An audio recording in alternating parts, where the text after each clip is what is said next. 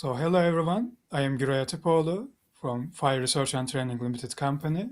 We are working on astrophysics scientific research, cutting edge, cutting edge tools, and very intriguing, relevant people as well. Here we are doing Science Ascend interviews, in which Science Ascend is the biannual journal of the official journal of the Fire Research and Training Company. So you can find it in the in the description too. But without further ado about what I'm doing, let's move on to Daniela de Paulis here, our guest now for the interview. She has she has done actually tremendously interesting things. I mean, she was a former contemporary artist, dancer, and also a licensed radio operator. And by this point, I'm actually quite intrigued already. But there are so many other things she has done and she is doing currently.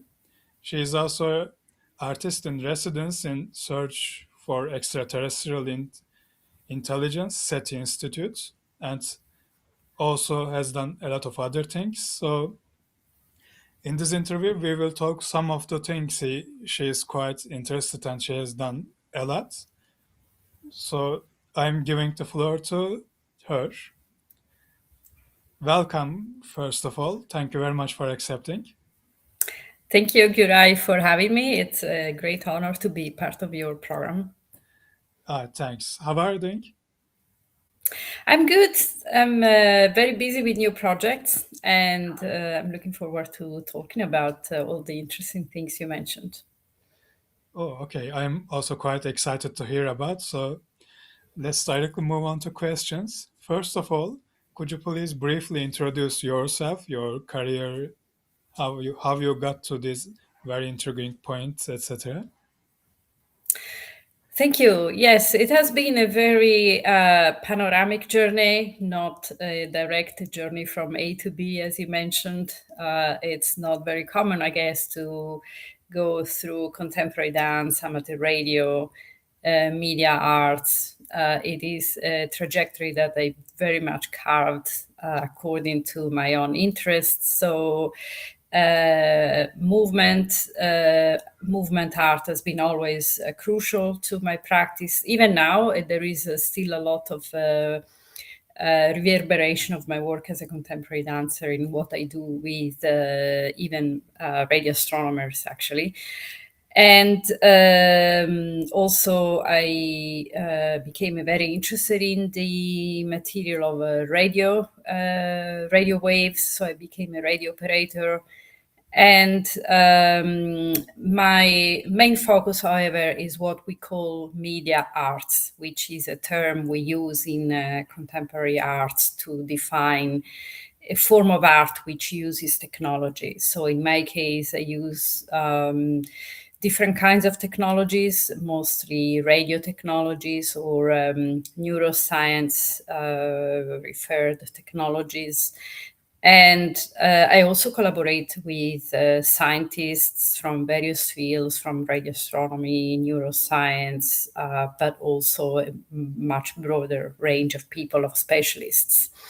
So I carved this interesting professional trajectory by really combining different life experiences and sorry, and also knowledge I gathered by very much collaborating with people from various fields. And at the moment, I am an affiliate researcher at the SETI Institute, as you kindly said. I'm also, I was artist in residence at the Green Bank Observatory in West Virginia, thanks to a fellowship in astrobiology.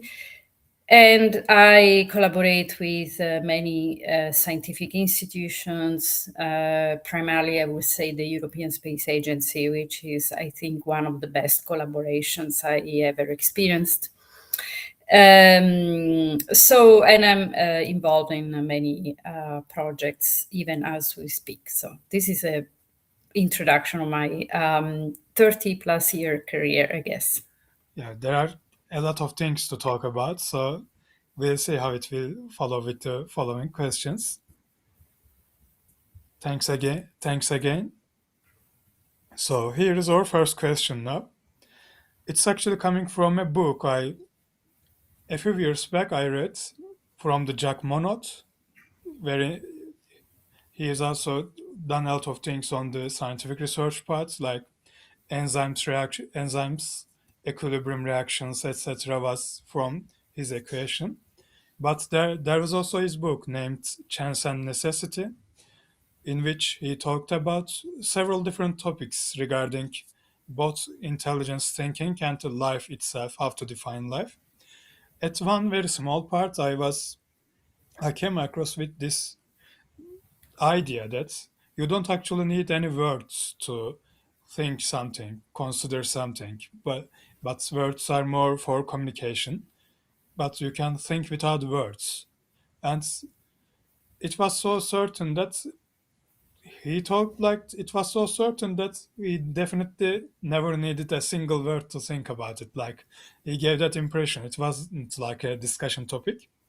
But at the same time, heard, I also read something from Descartes, probably on his methodology book, that as long as you keep more meaning to a single word, you can actually think more within a given interval. Like we can keep using simple words, solid words, but if we actually try to put more meaning, like astrophysics research, for instance, there are a lot of things within it. So we can just say it in two words and it can mean many things. So I'm conflicted on the Descartes. There are many respected scientists. I read their books and I can't decide whether we can think better with words or not. So what are your thoughts on this? This is a topic that I've always been really interested in, and since I would say childhood, I remember when I was around 7 or 8, I used to question a lot this idea of flow of consciousness. Of course, back then I didn't know that it is called flow of consciousness, but I was really intrigued by the experience of having this inner dialogue, and I was wondering what is that about, because also I noticed that when I was going to sleep, suddenly this inner voice would be quiet. So I was really intrigued by these, even as at the very early age, and this question really kind of stayed with me and became part also of some of my art projects, which are based exactly on this questioning that I had as a child. And so I find it intriguing because so the inner dialogue is this biographical self, which somehow help us weave this narrative that help us find our own identity. So we are in a way so dependent on this inner voice because it is the narration of our own life. So it gives our life a very distinctive quality of being self-reflective. But if we, I mean, there are of course a lot of nuances to this. First of all, not everyone has this inner dialogue. There are people who don't have an inner dialogue. They live perfectly well without having words being narrated inside their head. And also, I think people, I mean, for sure this applies to me, but I guess also other people. I would be curious to hear about your own interpretation. But for me, if I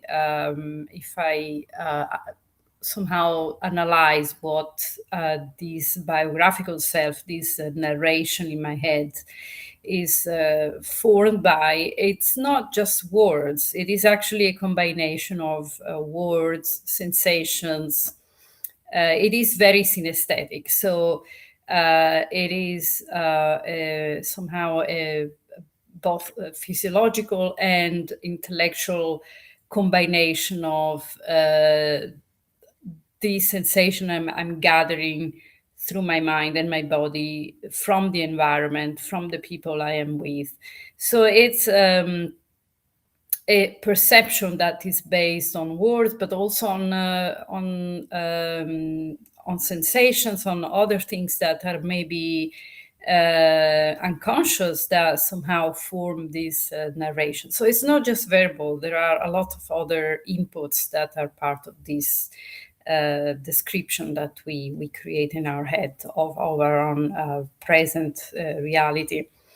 I find that really interesting. I think it is probably a necessity that was developed for our own survival.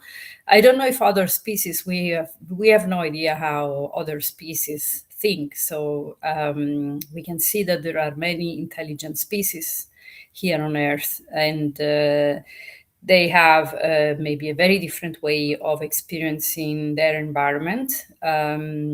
So maybe chimpanzees who can also understand human language if when they're trained. The question is, do they have an inner dialogue like we do with, sometimes verbal, yeah, with words, or they most likely have an inner dialogue. It might not be word based, but it is probably formed by all these sensations that we gather in real time, pretty much from the environment. So this has become the base of the question of some of my projects, like, for example, Mare Incognito, which is a project from 2022, where I sent into space my brain activity during deep sleep. Yes. And that was exactly about this question of highlighting the experience of deep sleep, because deep sleep is the only stage during our daily life during which we completely stop this narrative inside our mind. So there is no dream stage. Our mind becomes completely silent, to the point that scientists don't know if we actually have an experience of deep sleep, or if our brain stops experiencing during that moment of our sleep cycle. So it is a really fascinating moment of our daily life. It is, clinically speaking, also similar to death. So the brain activity of deep sleep is very similar to the brain activity of dying people. So it is really interesting, because it kind of shows that we can still exist, and in a different way than the waking life we experience as a rational being. So during deep sleep, maybe the body, the mind are also reinterpreting our experiences gathered throughout the day in a way that they become part of our knowledge, understanding, etc.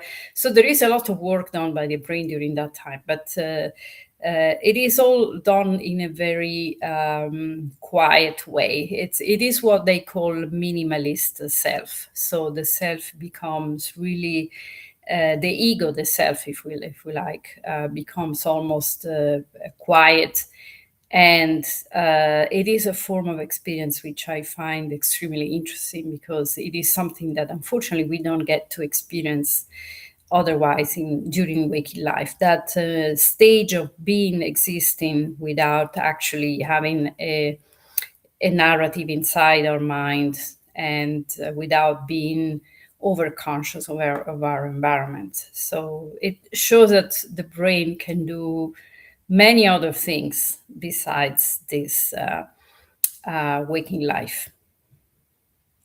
Yeah, especially the inner dialogue part is quite an interesting one too. I have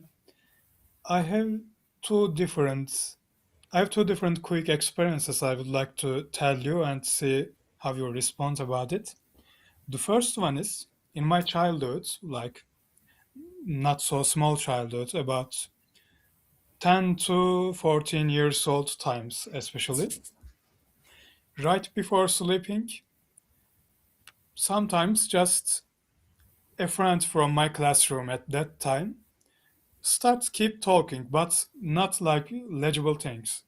Let's say hello, what is this, etc. But giving in consecutive order, meaningless, same word like 100 times, etc. Then suddenly it jumps to another friends of mine. Then his or her voice says the same word 120 times, etc.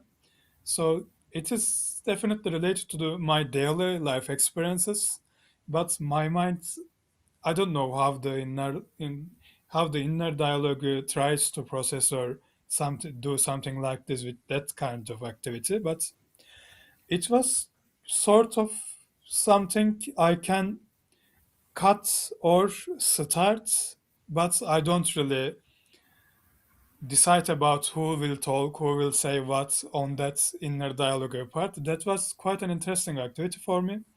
And such things started a bit similarly to the mm, earthquake experience of mine. No, no dead or building collapse happens, fortunately, but it was a 7.2 magnitude earthquake on my hometown at 1999. So after that, I had some these kind of things in my inner dialogue and near sleeping or after sleeping like experiences. And another thing is this: when I started in university, like 20 years old or something, I started to watch some Korean series, like some funny Korean movies, series, etc. I have no idea about their language. I keep watching the English subtitles, of course, but I hear the native language words too. When I when I'm just about to sleep, there's some kind of inner dialogue. A person I don't know, I don't remember the exact voice, but keep saying things not also very similar to the Korean, but definitely not similar to another language I know as well.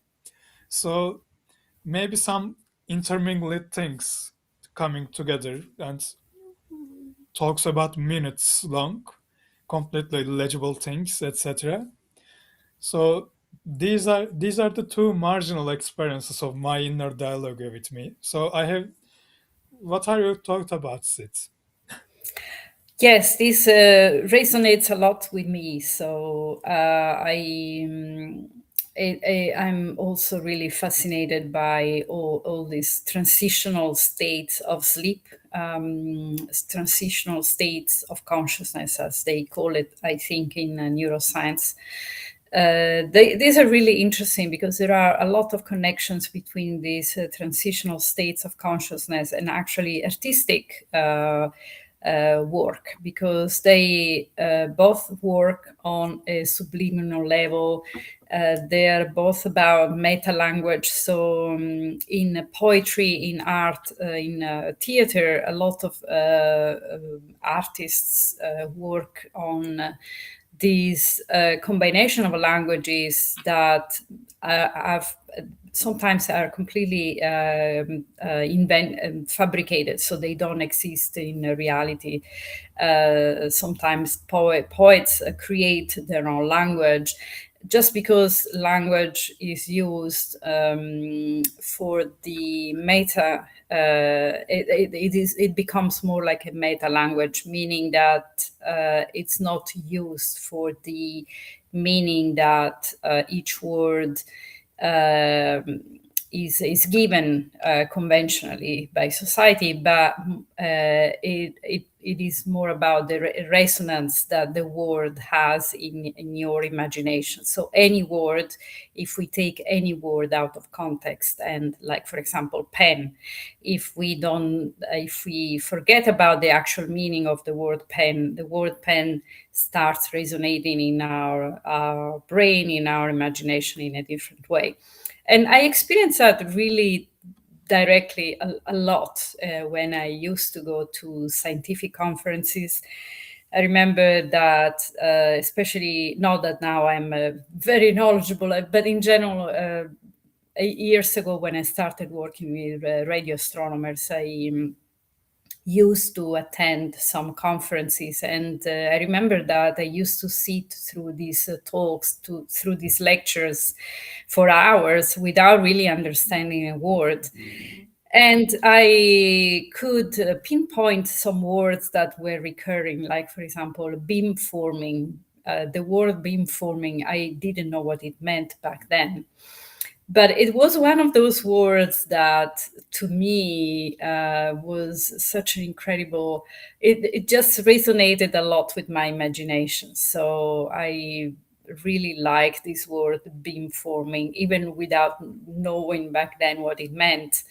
And so a lot of other words that I used to hear during these conferences. So even if you hear a talk in English, but about a different field, that is already a foreign language in a way, without necessarily going into Korean or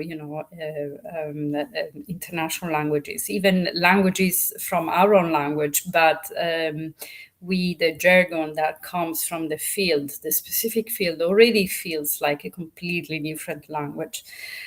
Also, I think in my work, although it might not be evident in the work itself, but I always find a lot of inspiration in literary work like Marcel Proust or James Joyce. So these literary works that are using this flow of consciousness as the poetic kind of style, let's say. And especially James Joyce has been very inspirational for many contemporary artists, including the composer John Cage, for example, who had also he used this idea of flow of consciousness in his sound compositions. So there is a lot of connection between this hybrid state of consciousness and artistic production, as I said. But also, while we fall asleep, the brain starts dismembering all our thought process. So our thought process becomes more and more dissociated and disintegrated, and words start being combined in a way that the concepts in general, not only words, but concepts start to merge with each other in a strange logic. And what I also remember that used to capture a lot my attention, and even now, when you are about to fall asleep, not only your mind becomes like a wandering um, yeah, a wandering like world, so that where these concepts start mixing with each other, but also we lose the perception of our bodies. So the body, we don't know anymore where the body ends. So we start losing the perception of our environment. We don't perceive the extremities, for example, of our bodies clearly. Some people imagine, for example, becoming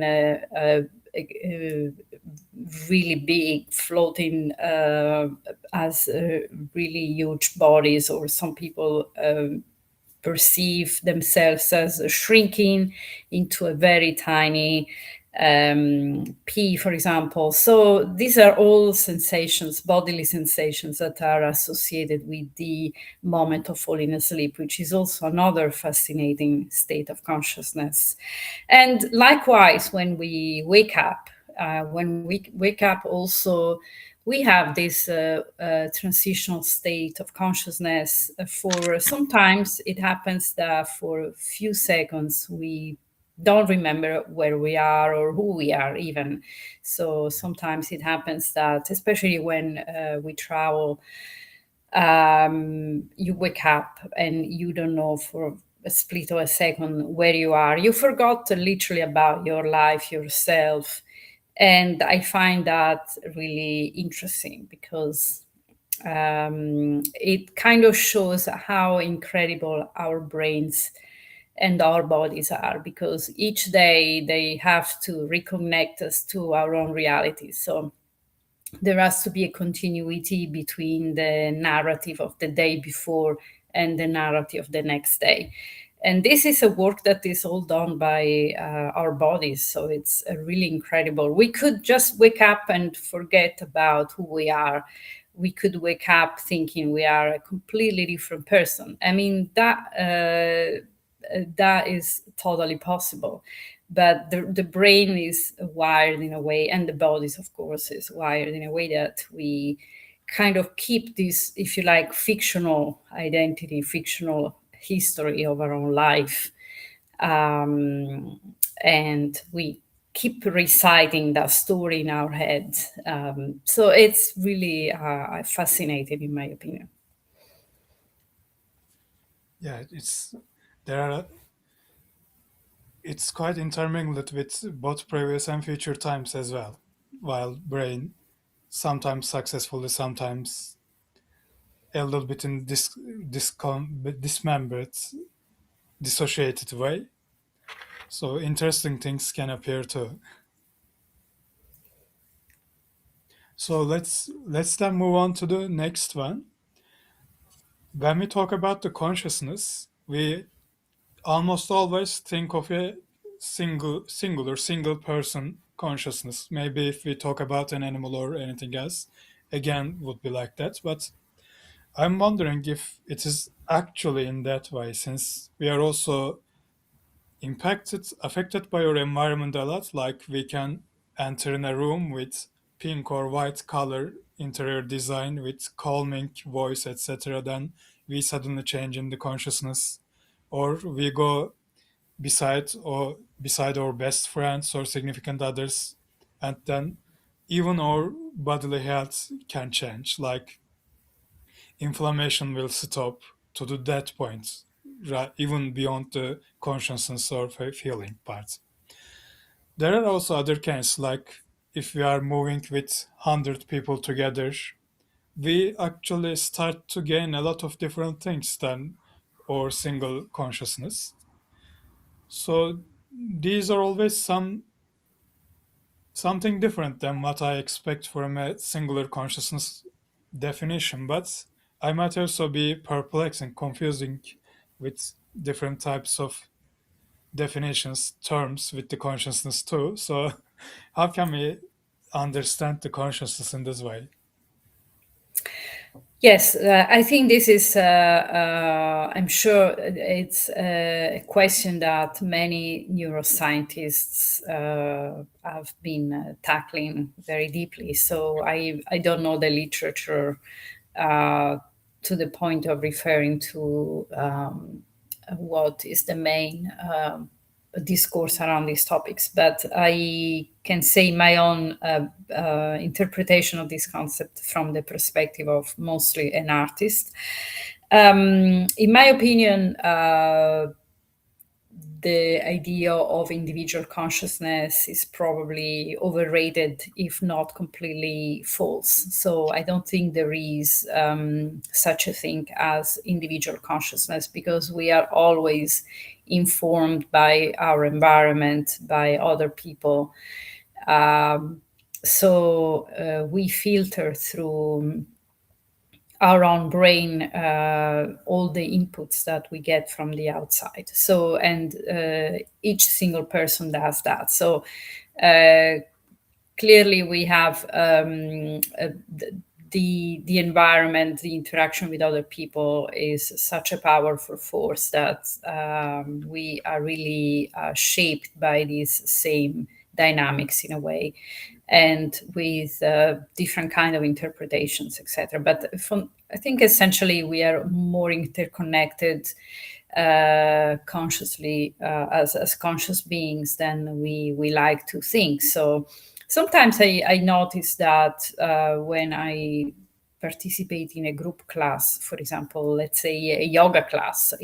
I'm saying yoga because yoga is a kind of movement practice where people do the same movement. Everyone does the same movement in the classroom. And during these lessons, for example, even if you are focused on your own movement, the movement of the person next to you, in front of you, still influences what you're doing. So if I move the hand in a certain way, but the person next to me moves the hands in a different way, sometimes we tend to copy what the other person is doing. It's not even a conscious decision. It's simply because I think our vision, our brain is scanning the environment we without necessarily us being conscious of it, and tries to get information from it. So we see someone doing a different movement, and somehow the brain says, "Okay, this is the right movement," or it's like we have these inbuilt dynamics, probably developed through thousands of years of evolution of social coexistence, so that we are fine-tuned to also move along with other people, move together with other people, collaborating with other people. So we are highly social beings, and so we are very fine-tuned to that kind of behavior. So and to the point that it overrides the individual input. Like, for example, I'm just giving this example, but yes, I think some insects, some mammals, some other animals in general probably have used um, these kind of shared consciousness in a more effective way to survive. Like you might think. Yes, for example, and even colonies of insects, they thrive from combining their. They become like a team. Thousands of individuals work as a team and can change the environment. Even being very small, they can still have a great impact on their environment. In our case, we have both abilities. We can also function very well as individuals, but we are still strongly dependent on society, even if we like to think that we are completely individual. But I don't think that's the case. Yeah, I feel similarly on this too. And especially the collaboration part. This is the thing I will explain fascinates me a bit too. While let's say I'm just walking down to a street and people come down or go beyond me, I'm just looking at certain view at the distance. But if someone actually look directly on my eye at my eye, I immediately felt that and look back like this. So the brain seemingly collects a lot of information about our visuals and triggers itself when feels there's an eye contact. I think I think there's something like that, right? Yes, maybe, and there has been some research a few years ago. I remember reading some papers about it. The idea of free will might be completely fabricated Ah, by yes. Western philosophy. So apparently, our brain already makes a lot of decisions before we become conscious of it. And our brain probably is more fine-tuned to what happens in the environment than we like to think. So we think we just mind our own business. We walk along the way we decided to walk, but we are in reality probably shaped and informed by our environment a lot more than what we think. It is probably, I don't know, I wonder if it is mainly a Western idea, because I know, for example, in Chinese medicine and also other Eastern philosophies, cultural interpretations, the human being is a lot more than just the individual. The human being is also, for example, in Chinese culture, I believe the concept of human being also includes the environment and even the universe. So the human being does not exist on its own outside of the environment and even the larger cosmos. Um, and for example, in some Eastern philosophies, the consciousness is spread throughout the body. So even organs have some form of consciousness and identity, if you like. So I think we probably in Western culture we have pushed to the extreme this idea of being individualistic and being completely self-sufficient. Of course, probably driven by political, economic trends, but this is not the only, I think, cultural way of looking at the human being, actually. Yeah, quite an interesting answer. It's very hard to think about, and yeah, there's we can all, of course, need to think about the historical context as well, especially when we talk about almost any time in free will in any kind of philosophical or normal group of people who talks about it. I always get the comment of, if there's no free will, how can we fine punish the guilty people, etc. The discussion, it's a bit hard to discuss these points as well.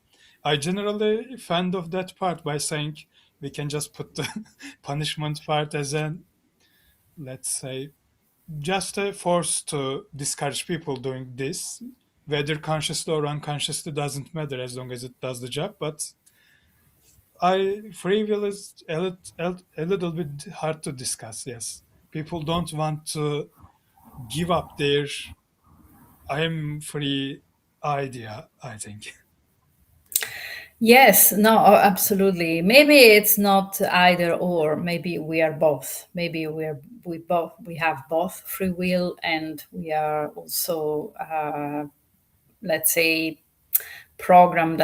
Although this is not the right word, but let's say we are already programmed by many, by the environment, by our experiences, by our biology.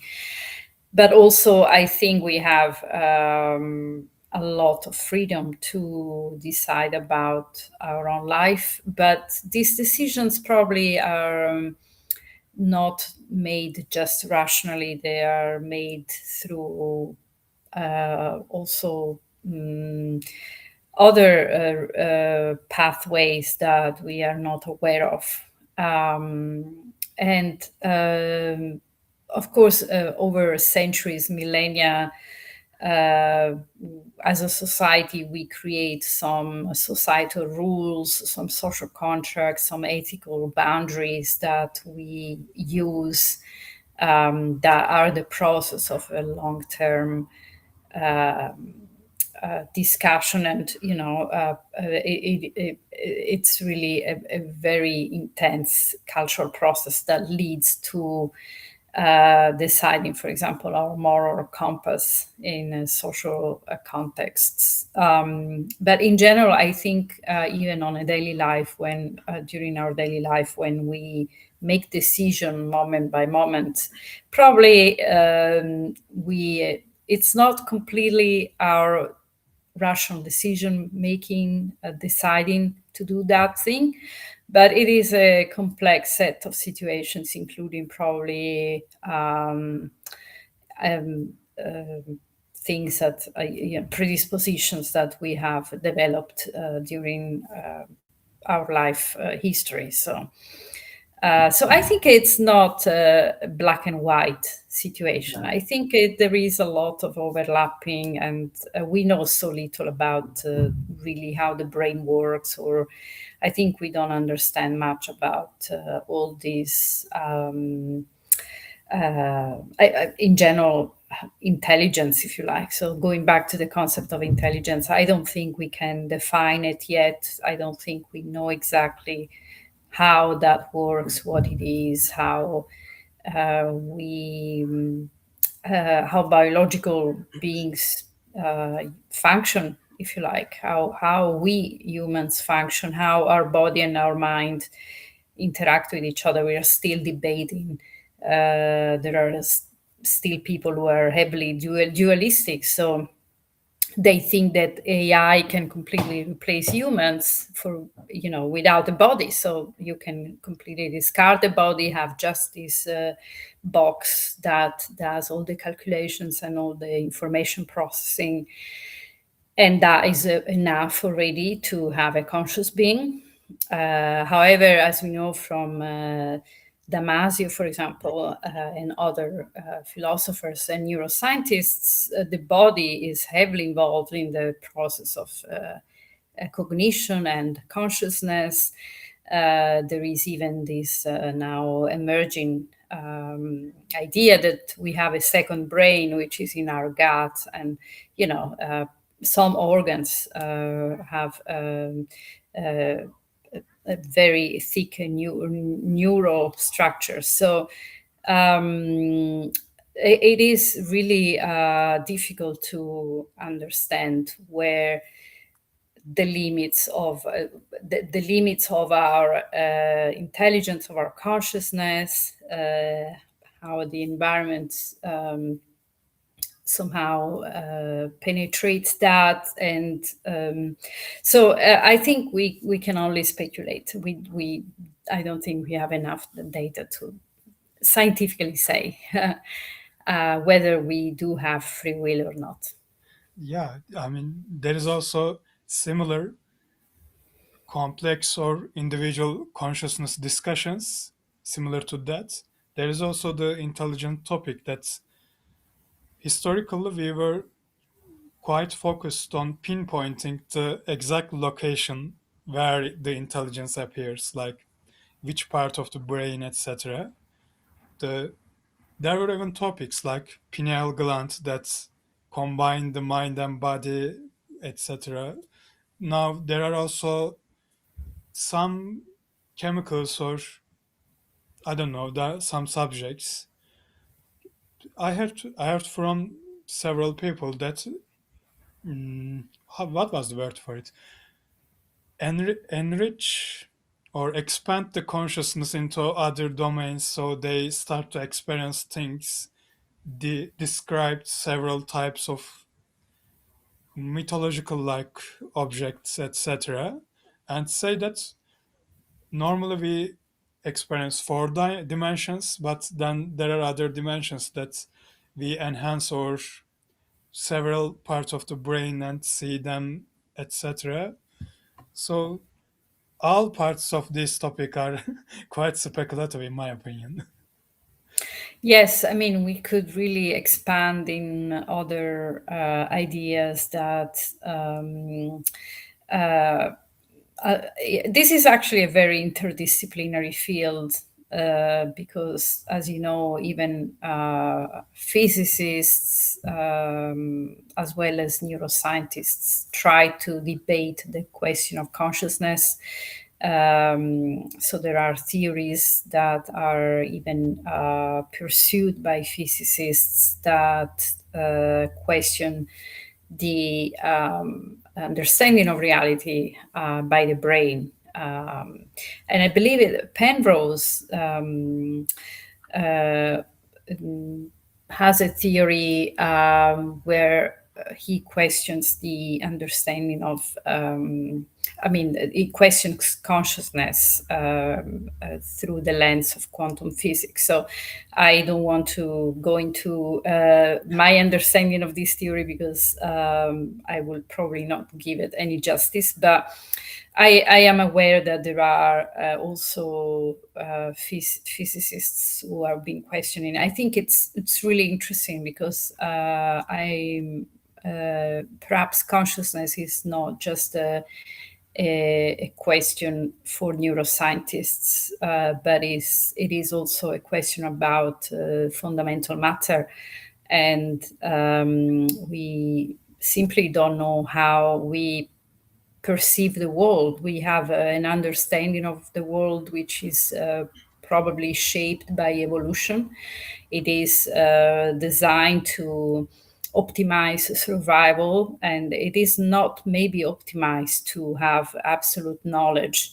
Uh, we uh, we are driven by the life imperative, not knowledge imperative. So we are not necessarily supposed to know everything. So we perceive, we grasp what we need to grasp in order to survive at best, and that we have no idea what is beyond this cave we live in. So, and we probably will not be able to fully understand what is the bigger picture, simply because we are in it, and we it's, I guess, extremely challenging to develop tools to go beyond your own limitations. So that it's quite a paradox, which I think several philosophers addressed in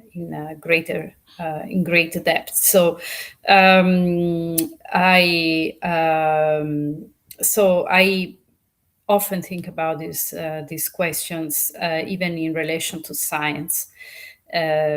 So, as you surely know, there are also philosophers of science which question the scientific methodology, and especially questioning the materialistic approach of science. So the fact that science is very object based, very material based, and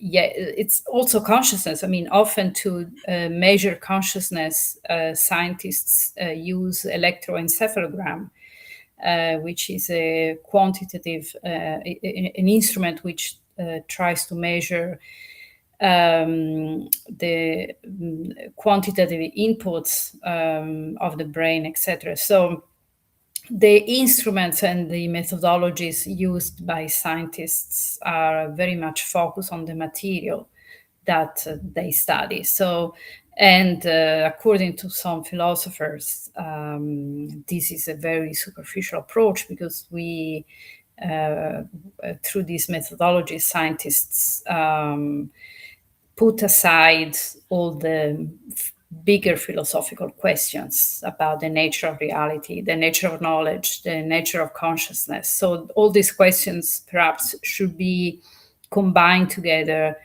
in the scientific method to try and open up the questions even more, which will probably make science completely impossible ultimately. Yes, too much of an interdisciplinary approach for generally analytical, accustomed scientific methods. But in theory, I think in an ideal world, it would be great to have all these fields working together, like philosophers and scientists and neuroscientists, all looking at reality in a way which is really comprehensive, as comprehensive as possible, because probably there is a lot more that we don't see. But it is like looking at the human body. Um, Going back to the parallel between Eastern and Western approaches, for example, in Eastern medicine, the body is studied as a comprehensive entity. So, looking at the entirety of the bodily function and even emotions, etc. Whereas the Western approach is much more focused on studying in great detail each single organ, and so sometimes forgetting about the bigger picture. So these are different approaches which both have strengths, weaknesses, perhaps. Um, but I think in an ideal world, maybe it would be great to combine our knowledge in a way that we look at the question from a much broader perspective, let's say. Yeah, that would be definitely more exciting to understand too. I mean, if I remember correctly, it was Richard Feynman's words that we are looking at science from different fields, but the nature itself doesn't compartmentalize it to physics, chemistry, this one is biology, etc. Everything works in everywhere where it's supposed to. So being able to try to look at it from different perspectives would definitely be better, in my opinion, as well. I completely agree. Considering this, especially being difficult to understand ourselves, especially in individual settings, like a friend of mine, for instance, might understand my consciousness, the way of behavior, much better than myself as well. But since we are in it as a human, and we are finding it hard to define the intelligence, consciousness, etc. At the same time, we are also looking for and curious about whether there is any extraterrestrial, out of world, maybe out of solar system intelligence as well. And then we come to the your sign in space project too. It's extremely intriguing for me, and I have several different types of questions about how to approach. I mean, there can be something out there that we have no way of maybe understand how they would communicate with each other. Even though we in the science fiction movies and books, we mostly see almost anthropomorphic beings like bipedal, speaks like us. Sometimes they can even start to love each other. So probably there are completely different things out there. So how you start with the sign in space first? Let me start from this one. I think the project really was simply a result of the fact that I've been involved in SETI for many years before I started the project. So the first SETI conference I attended was in 2012 in Naples. It was during the International Astronautical Congress in Naples. A colleague told me, Daniela, let's go and join this SETI committee meeting. So I didn't know what SETI was back then. I was there especially for the space part. And so we went to the SETI session, and I was immediately captured by this question of extraterrestrial intelligence. And I started really following the topic closer and closer, and participating in various conferences, presenting my work. So back then, there were not many artists who participated in these conferences, let's say. So the community was very welcoming to interdisciplinarity. So they were really keen to have also perspectives from the art. So it was for me a very engaging community to be part of. And I realized that this question, are we alone? Are there other intelligences out there? And also some of the scenarios that they were playing in these researchers, including anthropologists, radio astronomers, and other specialists, essentially they were imagining what it would be like to receive a signal from another civilization. So this was almost like an obsessive question from their side. It was really one of the recurrent topics, and I think this question really stuck with me. So this idea of what will happen if we receive a signal from another civilization. So I think this project just was there before even I knew it. So at some point I just decided to test the question in practice. So I thought we have the technology to do it. We can simulate the arrival of a signal from deep space. So I decided to put together this project as an artistic project, and also as a way to stage this question that we've been discussing for so long. It was, if you like, almost a therapeutic process, in the sense that sometimes, for example, in psychoanalysis, you leave the trauma, or the fear.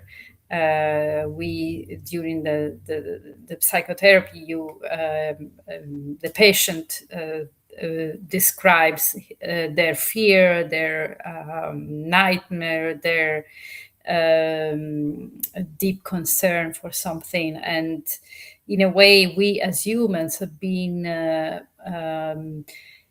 almost obsessively repeating this question: what if we are not alone? What will happen if there are other civilizations? So it is almost like an ancestral fear and also anxiety we have about our life in the cosmos. We understand that there is this great unknown. What are we doing here? Why are we here? Are we the only privileged species that knows we exist in this huge cosmos, or are there other species who are knowledgeable, conscious of this question, etc.?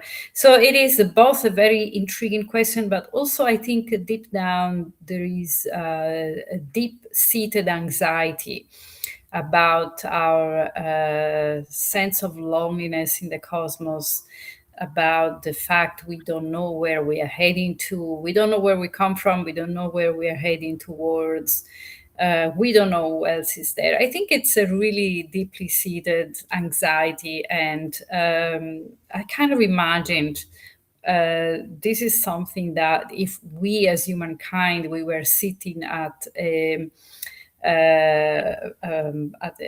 like a psychiatrist on a psychiatrist chair, we would probably discuss, because it is something that we carry in our collective unconscious quite deeply.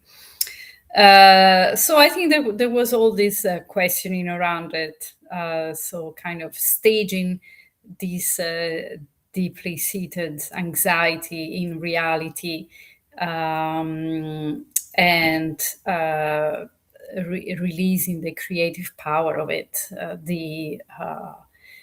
trying to gain some, like greater maybe awareness, if you like, from discussing that openly, let's say. So it is really an artistic project dressed as a SETI project.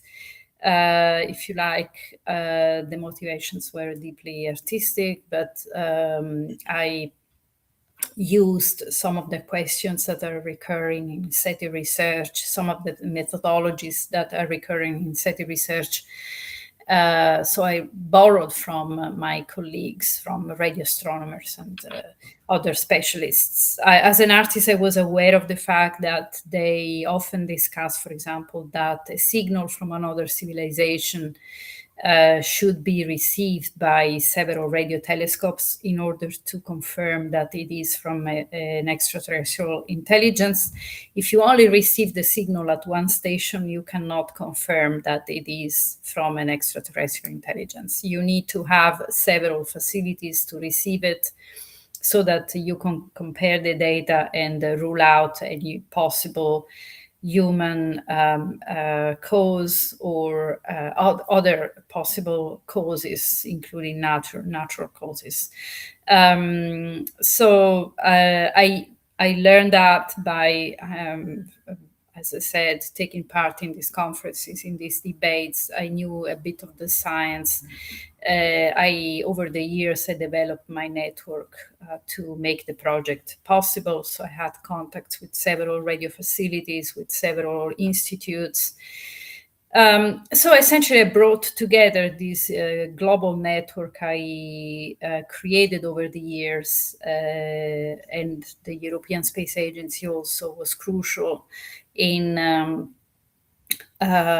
showing that we can do SETI even from outer space. So it's not just about looking at outer space from Earth, but also outer space infrastructure can help us do SETI here on Earth. So I wanted to also use that kind of concept. Yes. And I think I also helped bringing together SETI scientists with space scientists of the European Space Agency. So I created these collaboration, which typically it doesn't happen very often. And I try to strengthen these ties between these two fields that typically don't communicate with each other very much.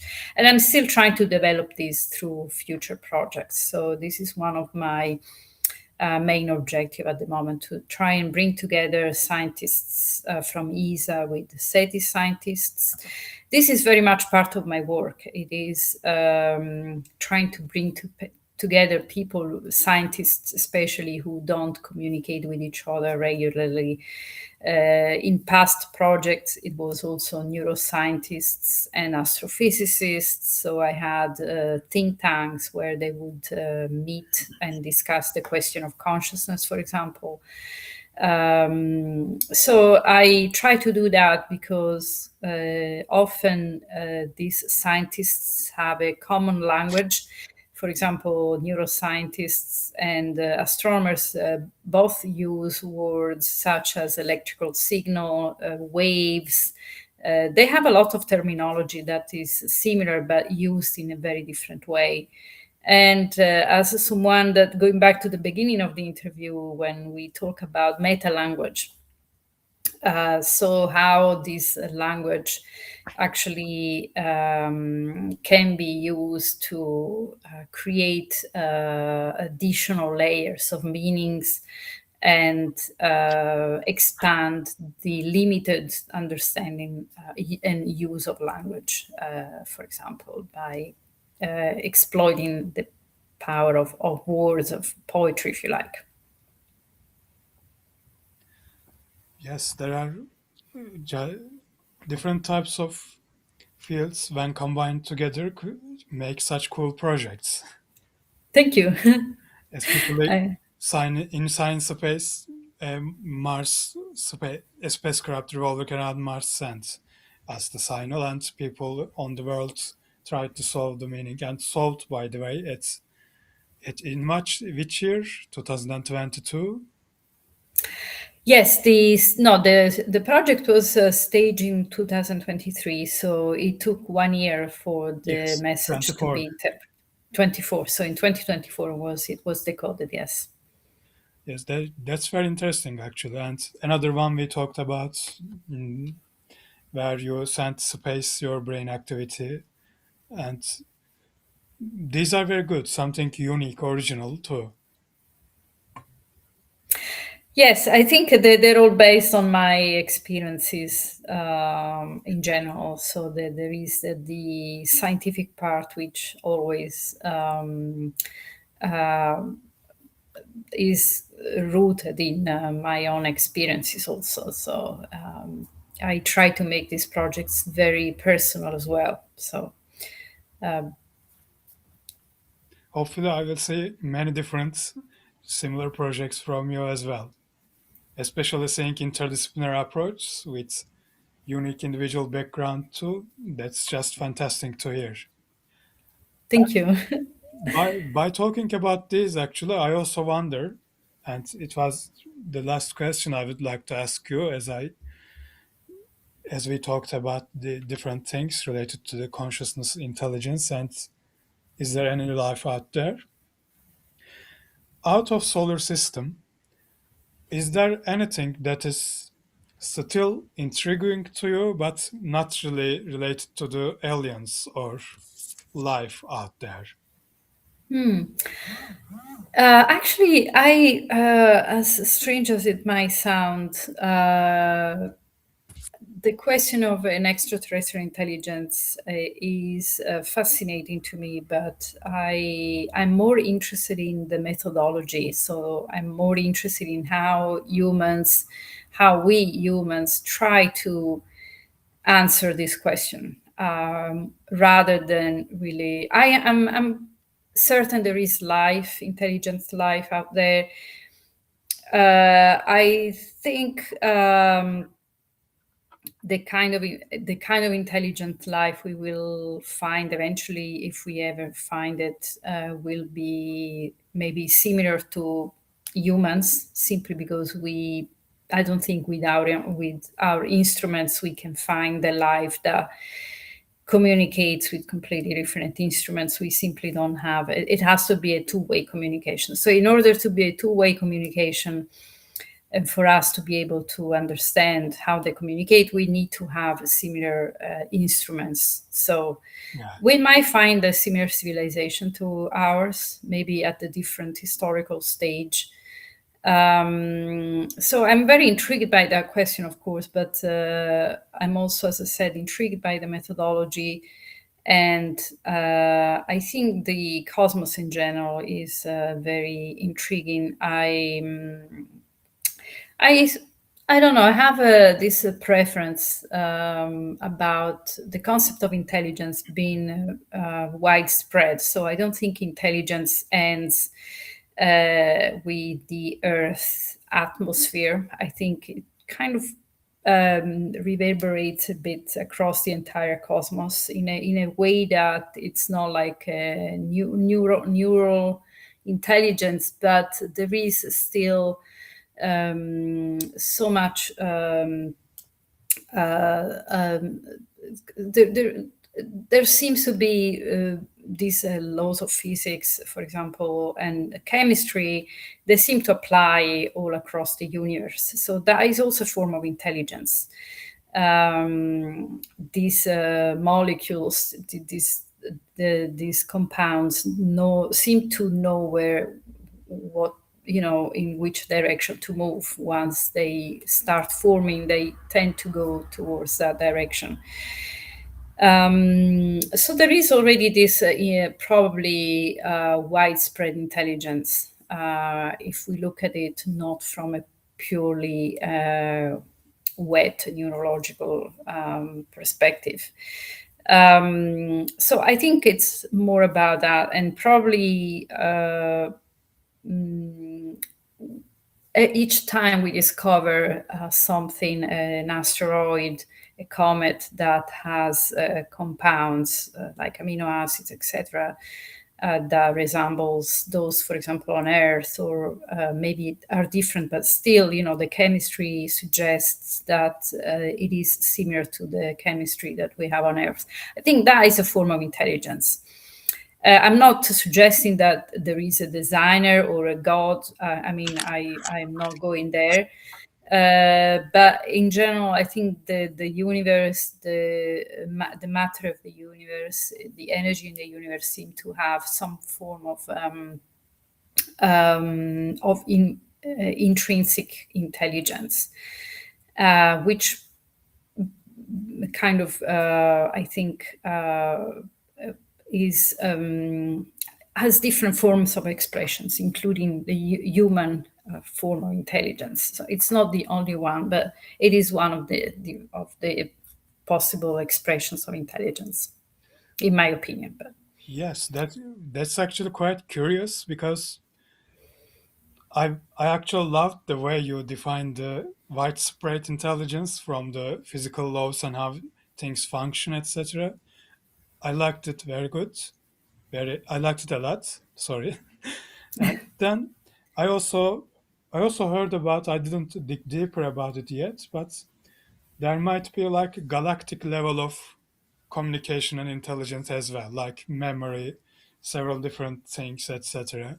I heard about that those are also being discussed. As I said, I didn't know much about it, but when we talk about the widespread intelligence, that definitely seems to be something like that. Not maybe cosmos scale or specific like physical laws where they are simply everywhere valid, everywhere in the cosmos, but galactic scale as well. It's also, such things also might have some meanings.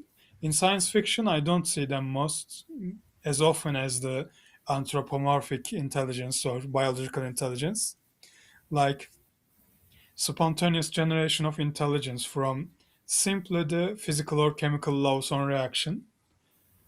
I don't see them often. It's very rare. Also, biosphere related, biome related intelligence too, like entire Earth, entire planets. These are very interesting topics too. Unfortunately, I don't know anything about them yet. I don't know if there is a specialist for these because it's such a huge topic. I guess it's difficult to Yes. find people who are really specialists in this kind of cutting edge questions. Maybe we will have some very critical answers to some of our questions at least in the And future. we'll probably look at our understanding of the cosmos in 100 years as very naive, very basic, perhaps. Just like when we look back at 100 years ago, what we knew about the cosmos, and seeing, uh, we still know very little. So in 100 years, as I said, we will seem very much beginners of this subject. Yeah, I think so too. And hopefully it will be that way. I hope so too, definitely. So, here, thanks again. We came to the end of our interview now. It was a very enjoyable talk with you. I have learned a great deal of things and I really enjoyed this interview. Thank you very much. So here is the last part. Is there anything you would like to say you to your audience, be that as may astrophysics researchers or not, general public, etc.? Well, first of all, thanks for having me. I really enjoyed also talking about these fascinating topics. I feel that I over the years I noticed that scientists are becoming more and more interested in working with, for example, artists. When I started about 20 years ago, I was one of the probably pioneers.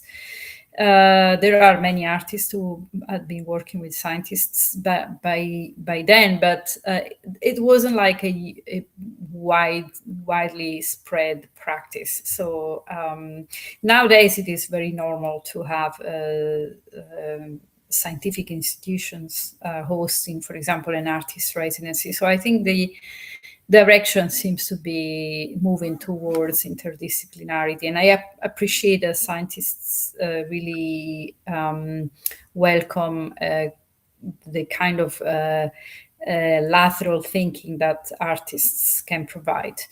Um, so I think I don't know if I have any advice, but the the kind of sometimes I thinking about my trajectory, professional trajectory. I had no idea when I was studying visual arts or contemporary dance that I would be working with scientists and even having an interview with yourself, for a scientific magazine and scientific platform. So sometimes the trajectory, professional trajectory, can be also shaped in an unconventional way and still bearing some interesting results. So I think sometimes for early career researchers, maybe they are in one field, but if you follow your interests, then you might end up working in a field that is maybe more suitable for your knowledge, interests, etc. So that you haven't even envisioned the beginning of your trajectory. So I think that is always something. When I look back, I think I would never have thought that from contemporary dance I would have moved into working in this field. And I still use a lot of the methodology from contemporary dance to what I do now. We didn't have the time to talk about it, but so somehow I think this academic model, that you have to follow a specific trajectory to go from A to B, it's not necessarily always the case. So there can be also other trajectory that take maybe a little longer, but that can also be just as interesting and just as effective. Yeah, definitely. I think so too. Thank you very much for this recommendation as well. Sorry, I couldn't. It is really impossible to talk everything we would like to talk with you in given time scale. There are a lot of interesting things you are doing. Thanks, Thank you. thanks again for accepting this interview. And here, Thanks for having me. you are welcome, of course. Here we are at the end of the interview. Stay tuned for the next interviews. Bye, everyone. Thanks for listening.